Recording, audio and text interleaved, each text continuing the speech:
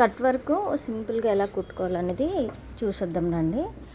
ఇప్పుడైతే మనము లైనింగ్ అలాగే క్యాన్వాస్ పేపరు ఒక స్టిచ్ వేసుకొని అతికేసుకోవాలి. అతికేసుకున్న తర్వాత ఆ క్లాత్ ఏదైతే ఉందో దాన్ని మనము ఎక్కడైతే ఏ డ్రెస్కి అయితే కుట్టాలనుకుంటున్నామో దాన్ని సెంటర్ పాయింట్ పెట్టుకొని ఒక పిన్ కానీ లేదంటే ఒక స్టిచ్ కానీ వేసుకొని మనం ఇలా అతికేసుకోవాలి. అతికేసుకున్న తర్వాత మనం కట్ వర్క్ క్యాన్వాస్ పేపర్కి ఒక పావించి అయితే కట్ ఉంచుకొని నేను వీడియోలో చూపిస్తున్న విధంగా ఇలా అయితే కట్ చేసుకోండి.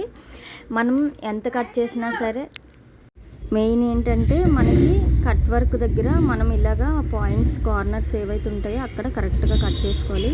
మీరు ఎక్కువ తక్కువ కట్ చేసేసారంటే లేదా కుట్టు కన్నా ఎక్కువగా కట్ చేసినా సరే మీకు ఓపెన్ అయిపోతుంది. అది జాగ్రత్తగా చూసుకొని కట్ చేసుకోండి, ఓకేనా. ఇప్పుడు నేను వీడియోలో చూస్తున్నారు కదా కార్నర్స్ దగ్గర ఎంత జాగ్రత్తగా పెడుతున్నాను అనేది. అలా మనం నీట్గా చిన్న చిన్నవి కట్స్ పెట్టుకొని మనం కుట్టు తిరిగేసుకున్నామంటే నీట్గా వస్తుంది. మీకు ఇప్పుడు ఎగ్జాంపుల్కి ఒకటి చూపిస్తాను చూడండి. నార్మల్గా నేను ఏం చేశానంటే జస్ట్ మీకు వీడియోలో చూపించడం కోసం కొంచెం ఎక్కువ కట్ చేసేసాను. అంటే కుట్టు దగ్గర కట్ చేసేస్తే ఎలా ఏమవుతుందని మీకు చూపిస్తున్నాను చూడండి.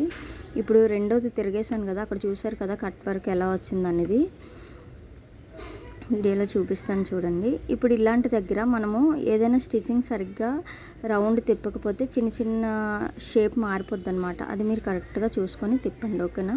ఇదిగో చూసారా ఇక్కడ రైట్ సైడ్లోది కుట్టు అనేది బయటకు వచ్చేసింది. అలా రాకుండా నీట్గా మీరు ఏం చేస్తారంటే కట్ చేసేటప్పుడే జాగ్రత్తగా చూసుకొని కట్ చేసుకోండి, ఓకేనా. ఇలా మనం క్యాన్వాస్ పేపర్ వేసి కట్ వర్క్ అనేది కట్ చేసుకొని తిప్పడం వల్ల మనకి ఫినిషింగ్ అనేది చాలా నీట్గా వస్తుంది.